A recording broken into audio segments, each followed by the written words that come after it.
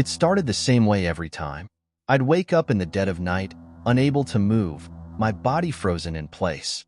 My eyes would be wide open, staring at the ceiling, heart pounding in my chest.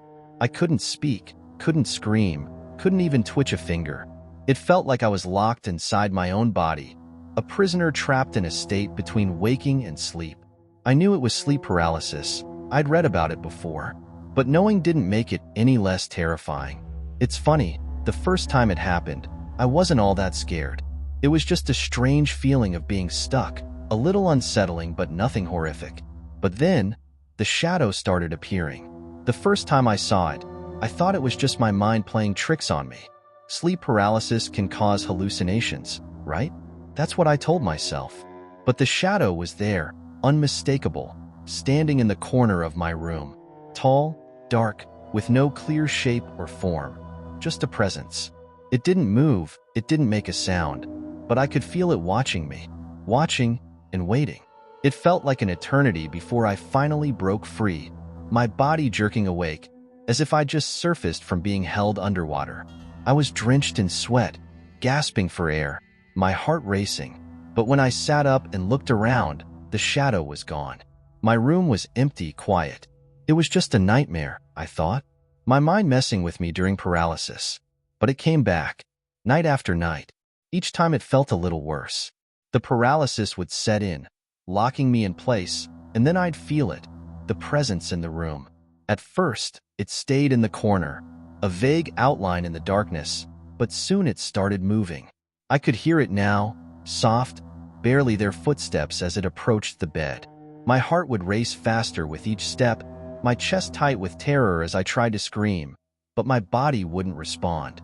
It never got too close. It would stop just at the edge of my vision, looming over me, like it was savoring the fear coursing through me. It didn't speak, it didn't touch me, but its presence was overwhelming, suffocating. I could feel it hating me, as if it resented my very existence. Weeks went by, and the paralysis became more frequent. The shadow became bolder, closer. I would hear it breathing, a low, raspy sound, almost like a growl. I could feel the weight of its gaze, heavy and malevolent, pressing down on me. Every night I lay there, helpless, waiting for the moment it would finally reach out and touch me, or worse. I started sleeping less and less, afraid to close my eyes, knowing what awaited me in the dark. But no matter how hard I tried to stay awake, exhaustion always won out. And the moment I drifted off, the paralysis would come, dragging me into that nightmare state where I couldn't move, couldn't fight back, as the shadow crept closer. Then one night, everything changed. It was a particularly bad night. I had been awake for nearly 48 hours, too terrified to sleep, my body and mind at their breaking point. When I finally collapsed, the paralysis hit me harder than ever before. The weight on my chest was unbearable, as if someone was sitting on me, crushing the air out of my lungs. My eyes flicked open, and there it was, the shadow, standing right beside the bed. But this time, it wasn't just watching. It leaned over me, its face, or what I thought was its face, mere inches from mine. I could feel its cold breath on my skin, hear the wet rasp of its breathing. It didn't have eyes, but I knew it was staring right into me, and for the first time, I could make out a shape, a horrible, twisted form that flickered like smoke in the darkness. My heart felt like it was going to explode, my pulse racing in my ears as I tried to scream, to move, to do anything. But I was completely, utterly trapped. Then, the shadow spoke. Its voice was like a whisper from the depths of a well, distant and echoing. But I understood every word. "You belong to me." My blood turned to ice. I had never heard it speak before. It had always been silent, a watcher, but now it was claiming me, like I was some kind of possession, a plaything for it to torment. I wanted to fight, to push it away, but I couldn't. My body refused to obey. All I could do was lie there, as it leaned closer, its breath cold and foul on my face. Then I felt something touch my arm. It wasn't just pressure. I felt fingers, long and bony, wrapping around my wrist. I wanted to scream, to thrash, but my body was locked in place, my mind trapped in a spiral of pure terror. It was real. The shadow was real, and it was touching me. It leaned in closer and closer, until I could feel its presence pressing against me, a dark, suffocating force. My vision blurred, my breath shallow and ragged. I thought this was it. This was how I would die, swallowed by the darkness, pulled into whatever nightmare realm the shadow came from. And then, just as suddenly as it had started, it stopped. The pressure on my chest lifted, and I gasped, my body jerking awake. I shot up in bed, my heart hammering, my skin cold with sweat. But the room was empty. The shadow was gone, as if it had never been there.